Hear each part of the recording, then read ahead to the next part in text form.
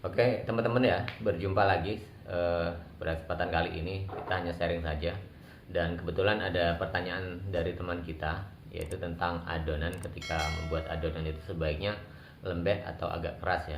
Kemudian eh, si abangnya ini yang bertanya ya, dia tuh membuat adonan kan kadang untuk mengantisipasi ya, mengantisipasi agar ngembang maksimal kadang dibuat lembek, tetapi pas saat membuat adonan itu sendiri terkadang gitu kan itu seringkali banyak penambahan tepung seperti itu sebagai eh, dampaknya ya seperti apa. Dan sebenarnya ya teman-teman ya, ketika kita membuat adonan itu sendiri itu kan, jadi eh, bagaimana nyamannya kita, terutama ketika saat kita itu ngesap ya ataupun meratakan adonan saat di tempat jualan kan seperti itu. Jadi enaknya gitu seperti seperti yang bagaimana kita inginkan kan gitu kan. Dan target penghasilan kita itu kira-kira nantinya berapa kan seperti itu. Jadi setiap pedagang gitu kan, setiap orang ya ataupun dari teman-teman kita gitu kan, itu biasanya berbeda-beda ya teman. Ada yang suka membuat itu lembek ya, ada yang agak keras kan. Tapi kalau saya sendiri ditanya ke saya teman, saya cenderung kalau membuat itu saya usahakan tidak terlalu lembek ya, dan juga tidak terlalu keras. Semua kan ada efek ya teman. Kalau kita membuat agak keras biasanya adonan, terutama untuk odading ini ataupun bolang-baling itu, kalau agak keras itu biasanya lama sekali untuk ngembang. Apalagi ketika teman-teman membuat ini agak keras, membuatnya itu di daerah-daerah seperti di daerah-daerah dekat pegunungan, daerah dingin ya, itu otomatis akan sangat lambat sekali untuk ngembang ya. Tapi kalau di daerah-daerah, mungkin daerah-daerah yang cenderung cuaca panas gitu kan, itu menurut saya tidak masalah. Seperti kita di sini kadang itu kan, kalau membuat odading itu sebenarnya tolak ukurnya itu temennya, jadi di pengembangnya. Karena jujur kalau kalau bikin odading itu kan, kalau kalau saya ya teman, berbeda, mungkin beda versi dari teman-teman ya. Kadang kita beri pengembang sedikit saja itu sudah bisa maksimal kan seperti itu. Apalagi kalau kita memberinya pengembang tambah-tambahan seperti contohnya background soda kue, kemudian baking powder kan seperti itu. Dan kalau saya sendiri kan hanya pakai ragi instan saja teman-teman. Jadi tidak terlalu begitu menambah. Dan seperti bahan tambah lain seperti contohnya ovalet ataupun SP itu saya sudah jarang sekali pakai ya. Nah, cuma memang ada sisi negatifnya juga gitu teman. Jadi adonan itu mungkin tidak terlalu lama ya. Jadi agak kempes seperti itu. Cuma untuk pengembangannya itu dia lebih lebih cepat kan seperti itu. Nah, berbeda ketika kita membuat cakwe teman. Cakwe itu dibuat lembek pun asal dia kalis, artinya tidak terkendala seperti bahan tambahan lainnya. Seperti kan kalau kalau cakwe itu kan biasanya kita buat, mungkin teman-teman sering juga ya gagal gitu kan, gara-gara mungkin pengaruh-pengaruh garam ataupun bawang putih kan biasanya mempengaruhi ini. Jadi ini mungkin akan berbeda ya, berbeda penanganannya ketika kita membuat adonan odading itu sendiri kan seperti itu. Jadi pada dasarnya kalau kalau saya membuat agak keras itu kan untuk mempermudah ya teman, mempermudah awal, artinya untuk mengesap ataupun meratakan adonan saat di meja di tempat kita jualan kan seperti itu. Jadi untuk menepuk adonan sendiri dan untuk mengangkat. Nah, kemarin juga ada salah satu pertanyaan dari teman kita gitu kan, ketika mengangkat adonan yang paling atas kan seperti itu kesulitan. Nah, mungkin bisa jadi teman, adonan itu mungkin terlalu lembek. Jadi ketika diangkat itu kan dia otomatis cepat sekali berubah kan teksturnya, ataupun mungkin melipat. Kalau kalau adonan banyak itu yang repot ya teman. Kadang kalau adonan di atas 20 kilo ataupun 15 kilo itu kan agak kesulitan ya kita mengangkat adonan, apalagi kalau adonannya itu lembek. Tapi berbeda kalau ketika adonannya itu kan sedang, ya tidak terlalu keras gitu kan. Itu lebih mudah lagi ketika menumpuknya gitu kan. Jadi kalau teman-teman sudah menyimak video-video saya yang kemarin seperti itu ya, waktu kita aktivitas dagang ya seperti itu. Jadi nggak tahu menurut teman, karena dari kamera itu kan kadang sedikit agak mengecoh ya seperti itu ya. karena kalau potongan aja, potongannya standar kalau di dalam kamera itu seperti besar-besar sekali, jadi seperti itu. Tapi tidak tahu ya, yaitu kalau menurut saya sendiri itu adalah sudah standar sekali, artinya tidak terlalu lembek gitu kan. Nah ini nanti kan terkendala akan sinkron kita ke gula tengah teman. Gula tengah itu sangat sangat mempengaruhi. Kalau kita umpamanya bikin adonan keras, kemudian gula tengah pun agak keras, karena kan kadang kalau membuat gula kan sistem tanggung gitu ya teman. Jadi contohnya gini, saat membuat gula tengah sudah kita masukkan bahan antara gula halus, kemudian tepung terigu dan wijen. Nah airnya kurang gitu kan. Kalau mau kita tambahin banyak, takutnya kecairan gitu kan. Nah akhirnya tambahan dikit-dikit, tetapi masih juga keras. Akhirnya sudahlah, daripada kita beresiko mau penambahan kita gunakan itu agak keras. Nah kemudian kalau adonan kita sendiri itu keras, nah itu nanti cairnya kan agak lama teman-teman. Apalagi kalau kualitas dari gula halus sendiri yang dibuat gula tengah itu tidak bagus. Nah itu akan apa namanya, akan sulit untuk cair ya di tengah itu kan. Nah sehingga nanti kalau pas digoreng, roti goreng digoreng itu kan sudah digoreng, gulanya nempel ke kalah di satu kan, jadi tidak terbagi dua kan.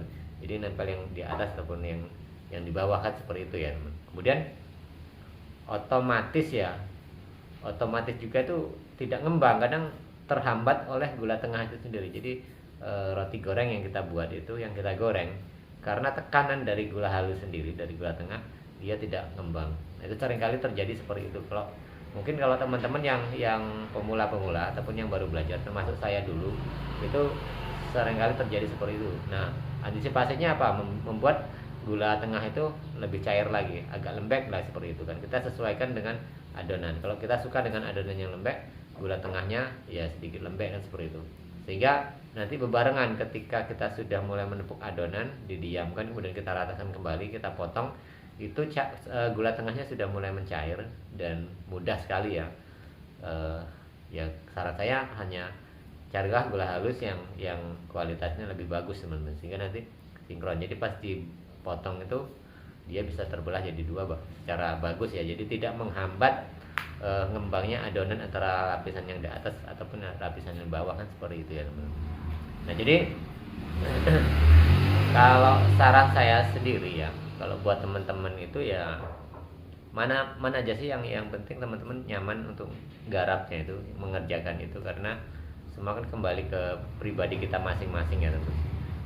Ya kalau sekedar resep cara itu kan mungkin tidak jauh berbeda, cuma kenyamanan kan, seperti itu. Cara membuat adonan pun ya itu kan saya yakin dari teman-teman semua saya gitu kan, pasti caranya tuh agak-agak berbeda ya. Mungkin cara teman-teman memutarkan adonan pun, bahkan dari kita kalau ngesap atau meratakan adonan, bisa dipantau teman-teman. Dari saya pun yang tempat saya belajar rupan dulunya, dengan saya pun polanya itu sudah banyak perbedaan kan. Kalau saya kan ngambilnya hanya simpel-simpel saja. Jadi ketika teman-teman belajar gitu kan dari tutor saya, artinya dari tutorial saya gitu, itu kan yang kok saya ambil kan yang simpel saja teman-teman, tidak terlalu. Coba kalau teman-teman pas ngesap itu ya, melebarkan, meratakan, itu kadang dilipat, dihaluskan gitu kan, yang depan ke belakang ataupun sebaliknya, kemudian yang kiri ke kanan, sebaliknya kan, seperti itu. Jadi prosesnya itu kalau ngesap ataupun meratakan adonan untuk odading itu kan butuh proses yang sangat lama ya, seperti itu. Dan kemudian yang tebal atau tipisnya, kalau tebal tipis kan tergantung seberapa volume ya, ataupun banyaknya kita membuat adonan, sehingga nanti teman-teman tuh ngaturnya semana. Kalau bikin banyak otomatis kan kita harus tebal ya, tapi harus tarikannya yang bagus, karena ya itulah, dari potongan pun sebenarnya kita sudah beda-beda ya. Kalau teman-teman di Jawa mungkin bisa kita lihat itu secara real ataupun secara video-video gitu kan, ada yang tebal-tebal banget, bahkan ada yang kecil-kecil ya, kecil-kecil tapi berisi, seperti itu yang banyak-banyak di teman-teman yang sekarang masih jualan yang dengan harga 500-an ya, kecil-kecil itu kan, tapi bulat-bulat seperti itu. Nah kalau kita kan harga 1000-an lebih ya. atau teman-teman yang di kota-kota besar seperti di Semarang, di Jogja, Jawa Timur, di Surabaya kan seperti itu kan, metodenya hampir sama seperti itu, tapi harganya memang sudah 1000-an. Tapi kalau yang di daerah-daerah, masih ada di daerah-daerah walaupun masih di Jawa itu kan harga yang 500-an. Jadi nah itu kan pengaturannya tentang adonan itu juga berbeda-beda teman-teman. Mereka apa ya, cara apa ya, artinya keras atau tidaknya itu tergantung ke mereka sendiri ya, artinya seperti itu. Jadi nyari kita bagaimana nyamannya ketika kita membuat adonan itu sendiri, karena sekali lagi saya katakan cara membuat adonan pun kebanyakan itu pun berbeda ya teman.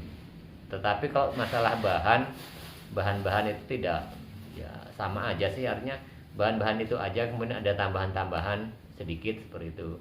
Mungkin ya tambahan-tambahan kayak itu tadi ya, soda, kue, ataupun apa namanya, baking powder ya. Dan sempat juga ada yang nanya ya teman-teman, karena saya baru ingat gitu kan. Jadi pinginnya usaha itu kan dia sambil kerja kan seperti itu. Jadi pinginnya ngadon malam, nanti paginya baru mulai goreng kan seperti itu. Nah itu sebenarnya bisa saja. Bahkan pernah saya membuat konten kan teman, waktu saya berada di salah satu daerah di Lampung itu kan, membuat konten, dan saya sudah menanyakan kan seperti itu, bahwa yaitu dengan menggunakan pengembang baking soda dan baking powder itu kan, itu sebenarnya sudah bisa kan, dan banyak sih teman-teman yang meraktekkan itu. Cuma waktunya ini ya teman-teman, artinya dari membuat adonan sampai goreng itu butuh beberapa jam yang lebih lama kan daripada ragi instan. Namanya juga kan ragi instan, dia secara instan lebih cepat kan seperti itu. Beda dengan soda, kue, dan baking powder ya agak waktu lama. Kalau upahnya dia berjualan sore nih kan jam 3, setengah 3, dia membuat adonannya sudah sejak pagi jam 9 atau jam 10 kan seperti itu.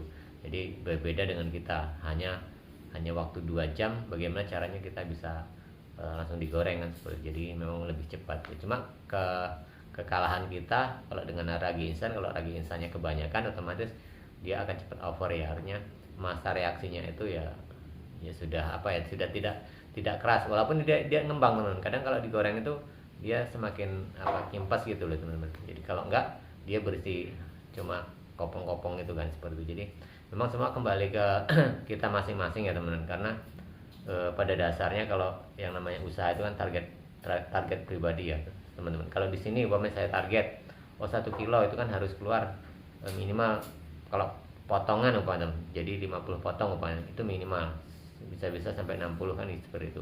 Nah teman-teman yang lain kan akan berbeda teman, jadi tidak bisa juga diratakan seperti itu. Dan kami dulu waktu di Kalimantan kan berbeda lagi kan. Jadi pertanyaan-pertanyaan ini juga sering muncul ya dari teman-teman semua, karena mungkin untuk perbandingan ketika melihat yang lain kok sepertinya sudah banyak hasilnya, sedangkan kita sendiri masih kurang kan seperti itu. Tapi yang terpenting adalah penyesuaian saja teman-teman, penyesuaian di lingkungan teman-teman.